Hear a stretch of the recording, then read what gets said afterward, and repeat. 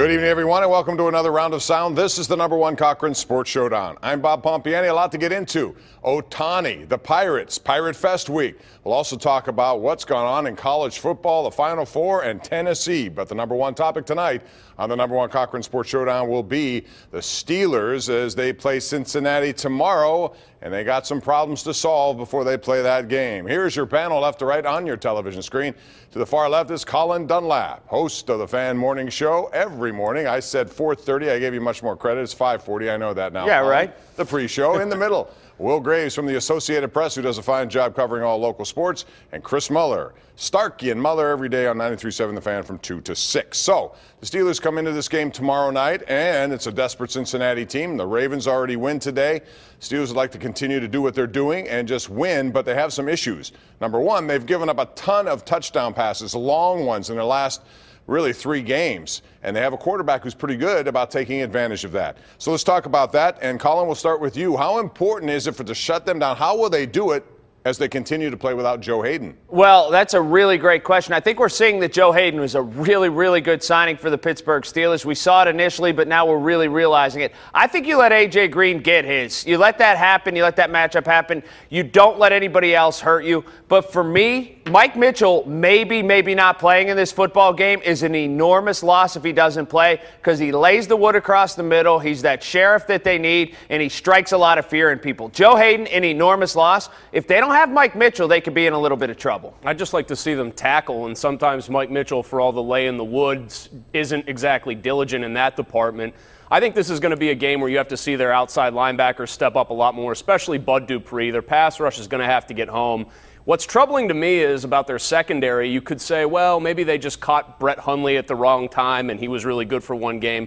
He looked terrible today against Tampa Bay. I don't even think he got over 100 yards passing. It's clear that they miss Joe Hayden a lot. It's clear that they need to tackle better. And the fact that they got torched with the screen game the way they did in the short passing game and long yards after catch was bad too. So I say get to the quarterback a lot quicker, and I think the Bengals are a little vulnerable in that department. I'm with Chris here. You know, it's funny, we talk about tackling. I asked Keith Butler this week about it, and he said, look, we get young guys when they're in college, there's not enough time for them to work on tackling because they're all about schemes. So they get here, they don't really know how to tackle, and they want to make ESPN. Even Shazier's talked about this. Bud Dupree has talked about this. And it's hard to practice at this point in the season because they don't really hit a lot. So to be honest with you, I'm kind of with Chris. I think you've got to get pressure. The fact that Cam Hayward is playing as great as he's ever played in his career right now gives me hope. But this is a dangerous spot for the Steelers. These next 3 games, they could literally go from having this big lead in the division to being tied after the Patriots game. Yeah, but I do think that they took it. Mike Tomlin took a page from the Belichick playbook by tackling in practice this week. He found something that they needed to work on. They got it done. It was really atypical the last day in November for any NFL team to go full pads, not necessarily ones-on-ones, but to go full-on tackle. To do that he understood that the glaring weakness they had and went after. Yeah, I was going to say, remains to be seen if that actually works, but the fact that he was willing to do that, or the fact that he felt it necessary to do that, shows me that probably, at least as a coaching staff, they're a lot more worried about that than they are maybe busted coverages or anything else. You could almost forgive that at times, but the bad tackling is something that really shouldn't happen at the NFL level. The other thing I would say about Cincinnati is that's been a pretty bad offensive line most of this year, and they have been awfully hit or miss.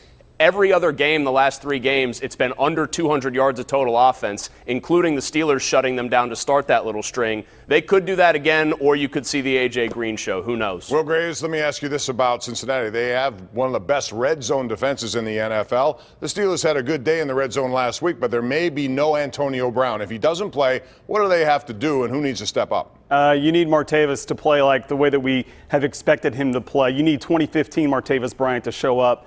I got a stat for you. Papa did a story on it this week. They're 10-0 in their last 10 games that start after 7 o'clock or later. They're averaging 30 points a game in those games. I think for some reason, these guys just sort of get it together. Even if AB is out of the lineup, I think they'll be effective. And I've been really hard on the quarterback this year. I thought he was whining when he kept sort of passive-aggressively going after Todd about the no huddle, and he was right. He has been lights out. He has been the guy that we thought that he's been for the most of the last 14 years. And I think as long as they continue to, if Le'Veon is healthy and if Ben is as sharp as he's been, I really think they can survive. They can survive one game. Well, he's not sharp on the road because he's admitted that it's tougher to run the no huddle, which gets him into a rhythm. Who needs to step up? I mean, we take for granted that Antonio Brown's probably going to get his 7 to 9 catches, his 110 to 130 yards, and just provide offense just by being who he is. I think we're going to see if Martavis Bryant has matured as a receiver overall, not just running deep, but making plays, little intermediate stuff if Antonio Brown doesn't play. And I think Juju Smith-Schuster being back in the lineup is going to be somebody who needs to make kind of another leap forward into more of a featured role if 84 is out of the game. Martavis Bryant's going to need to show me a lot more before I stop holding my breath when I watch the guy. I mean, that's just, is that fair? Probably not, but it's just the way it is. He needs to string together 3-4 good games before I'm sold and a believer on Martavis Bryant. Is the threshold for you, Colin, though, is the threshold for you, because I find this interesting about him because of his capability. Right. If he has a game where he gets 3 and 65, but one of them's a touchdown over the top, is that a good game for him? Yeah, absolutely it is. Scores count, and they count big, especially with this offense, the way that they've been in the red zone. And look, he's not where he was at 2 years ago. But let's remember, the last game AB missed was that playoff loss to Denver. Martavis Bryant was lights out in that game. He was really dominant. Good. All right, let me, Chris, real quick on this one. We saw, and there's always going to be a circus in New York, but this week, the 2-9 Giants, Ben McAdoo, who may be gone by the time this show airs, he decides he's not going to play Eli Manning, 210 consecutive, all the stuff. I got to ask you, was it an overreaction by fans, by media, by other players? This is a 2-9 football team. They need to find out. I think they would have had an easier time selling it if it wasn't Geno Smith. What was your take on that? I would agree about the Geno Smith part of it. If you're going to play the guy Davis Webb that you drafted, I think people understand that. And you could almost have looked at it in that sense like it was a service to Eli Manning. He was getting killed behind a bad line, a team with no talent and no kind of hope.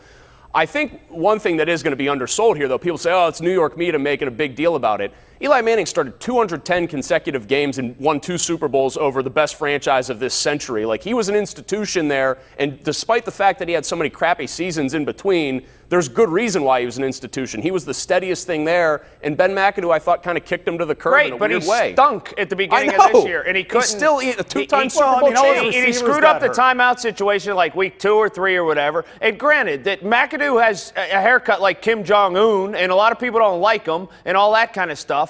But cry me a river, Eli Manning. Your career comes to an end. It just did. It did. I don't know, do you think he's washed up, or do you think he's got no future with a crappy team? No, I think a lot of this had to do with the fact that DeMara's on the team. They thought it was going to be like the Rooneys. They thought they were classier and things like that, and they couldn't believe it happened under their watch. The picture of Mr. Mara walking out of the building before Eli gets into there to tell him that he's been demoted, that was not a class move. It wasn't. For me, though, I'm with you, Colin. They kind of did him a favor. If he wants to play next year, everybody watched the game against the Redskins on Thanksgiving. They were awful. I mean, not just him. The 10 guys in front of him were awful. This probably preserved him. If he wants to play next year, he probably can. I think if he played the end of this year, he might go out in a body bag. Yeah, I think, he's still can play, I think, on a good team. We've seen Manning to Denver before. We may see Manning to Denver again, or maybe someplace else, which leads to this question when we come back. What happens if Ben Roethlisberger retires? Is Eli Manning an option? What would be the strategy of these guys? That's coming up next right here on the #1 Cochran Sports Showdown on KDKA-TV. The #1 Cochran Sports Showdown is brought to you by #1 Cochran. Go one better. And by Highmark Blue Cross Blue Shield. Have a greater hand in your health.